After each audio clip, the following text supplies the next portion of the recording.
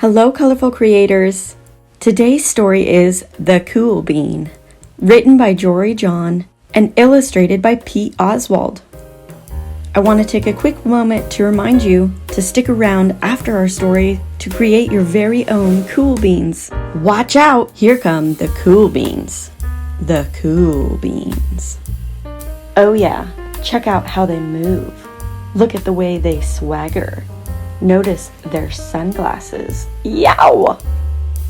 The cool beans are known all over school, from house to house, across town, beyond county lines. In the olden days, last year, we were all one big pot of beans. We were a mixed bag, but somehow it worked. Yep, those were the good old days. And then we stopped seeing each other as much. That's just how it is sometimes. You spend less time together even though you're not totally sure why. I watched as the beans I knew so well, the beans from my own pod, became the cool beans. Oh, they were so cool. One of them could play the guitar. Cool. One of them could draw the best superheroes. Cool. One of them could jump higher than any bean I'd ever known. Cool! Me? Well, I mostly stayed the same.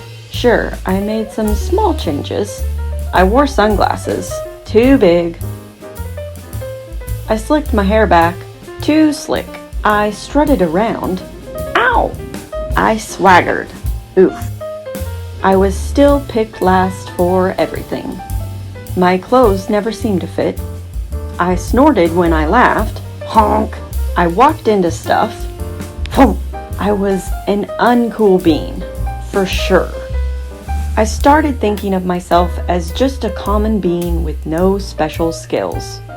I couldn't compete, so I didn't even try. I'd never be a cool bean. It seemed like there were two types of beans in the world. There were the cool beans and the beans like me. The days all blended together. I lived my life and things were just okay. I took tests and ate lunches and mostly kept to myself. The cool beans continued being cool. I mean, sure, I missed them a bit, but it's not like I was gonna say anything. I felt like all that coolness had gotten in the way of our friendship. And that's how it went. Until one day. I was in the cafeteria. I dropped my lunch on my loafers. Oh no, not again.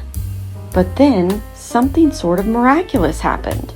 Out of nowhere, one of the cool beans helped me clean it up. He didn't even say anything. He just gave me a nod. That was it. Later, I was out on the playground. I tripped and scraped my knee and maybe cried a little bit, and everybody saw it. Another one of the cool beans came to my side, and without a word, he dusted me off. That afternoon, I was sitting in class. I wasn't really paying attention. I didn't notice, but our teacher had called on me. Everybody stared. I sat there in silence. Nobody said anything. And then everybody just laughed at me. That was it. After today, I was officially a has-been. But then, one of the cool beans stood up and came over to me. Everybody watched. She leaned in close and whispered, "Hey, the teacher asked you to read from page 32. Then she gave me a quick wink and went back to her seat. It was a small gesture, sure, but it was also everything. I walked home with a goofy smile on my face. I smiled all the way through dinner. That day made all the difference. It was a day that could have been really bad, if not for the kindness of a few cool beans. It gave me a shred of confidence. That shred of confidence has continued to grow. Somebody had my back. Or a few somebodies. After that, I started hanging out with the cool beans again. How have you been? Get it? How have you been? Not all the time, but sometimes. At lunch, after school, even on the weekends. Throughout all of this, I realized that it's not about how you look or any of that other silly stuff. It's about a wink or a nod or a smile at just the right moment. It's about dusting somebody off, helping them up again, and pointing them in the right direction. You need a hand? Yes, please. Now that's cool. That's all for our story today. Now let's create our very own cool beans. The supplies you will need are linked in the description below, but I'll go ahead and show you here. You're going to need some construction paper, a pencil, permanent markers is what I use, but you can use washable as well, crayons, scissors, and a glue stick. That's it. First thing we're going to do is create our bean shapes. Now there's definitely different ways you can do this. The first way is to just grab a piece of paper and to start cutting. You could certainly also trace out your bean shape beforehand, but I just wanted to go for it. The next way, which I would suggest this way if you are teaching this in a class, is to have rectangles and squares prepared for your students, and they can cut out a bean shape from there. Eliminating all the extra paper that they don't have to work around makes this way easier to cut out a bean shape if you don't have all that extra bulk. Next, we're going to go ahead and add some texture or some shadow to our beans. And the simple way to do this is just to grab a crayon, remove some of that paper, and rub it on your bean shape. It's really simple. The hardest part of this is just to make sure that you don't mess up and crinkle that bean shape and rip your paper. So just take your time with it. Circular motions work really good. Once all of our bean shapes have some texture, I'm grabbing some other colors of paper that we didn't use to create our bean shape. And I like to use complementary colors when possible, like yellow and purple. They just look good together. Trace your bean shape onto the page. Again, you can definitely have prepared rectangles and squares ready for this step of the process. And then you can trace your sunglass shape onto that bean shape with a pencil and then cut those out. I find it helpful to have the size and shape of your bean that you're creating sunglasses for there as a guide, so you can know exactly how big or small and what shape of sunglasses will look good on that type of bean. Now this step of the process might be a little bit tricky, having to cut around some intricate shapes. Remember to cut really slowly, take your time, and the hand that's holding your page, move it through the scissors. Keep your scissor hand pretty steady and just slowly bring it together. Once you have your sunglasses cut out, you're going to want to outline a lens and then shade that part. I shaded mine here with some crayon, but I ended up going back and shading it with a black marker instead. I just felt like it looked better. But you do whatever works best for you or your creators. Next, you'll glue those together. After creating this, I felt it was more helpful to first glue the bean onto the page and then glue the sunglasses onto the bean.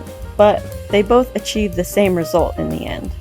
There's so many different ways to accomplish one thing.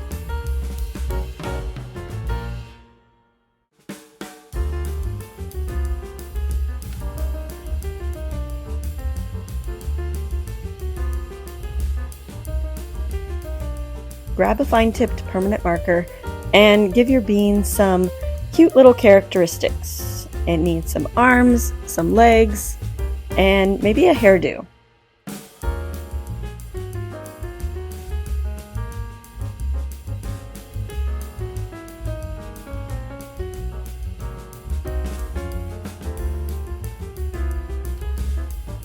Here is another pair of sunglasses that I drew with pencil first.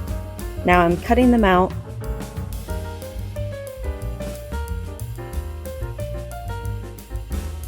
Make sure that once you've got them cut out that you flip them over before you add your shades into them. That way you don't have any pencil lines that you have to erase or that are on your sunglasses.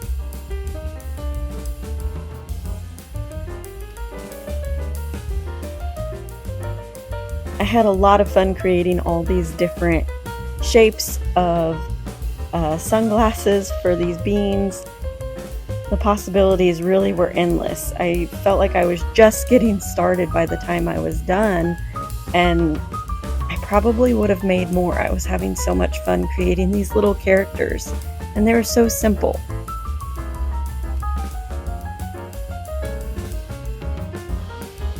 The process is really just the same from here on out, but I'm just showing you some of the different things that I did. Some of the different shapes of sunglasses that I created, some of the different ways that I gave my bean a personality with the different hair types.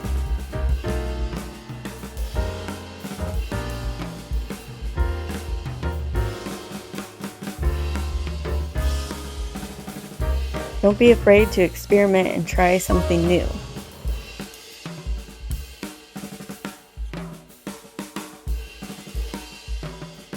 My marker was running out of ink right here.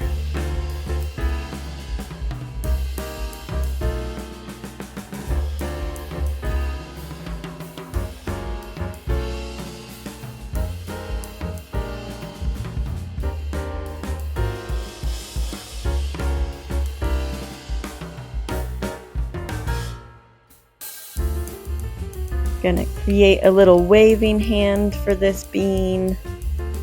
I love how these beans have their hands on their hips. This kind of makes them look extra cool. My last little green bean here, or lima bean. And of course I had to give it some pink glasses, similar to the one in the book.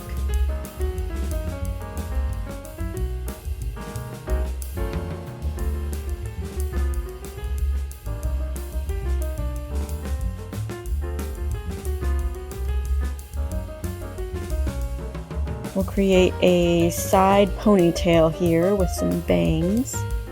Now, if you're needing some inspiration, what type of beans can I make? What kind of things can I do to them to make them look unique?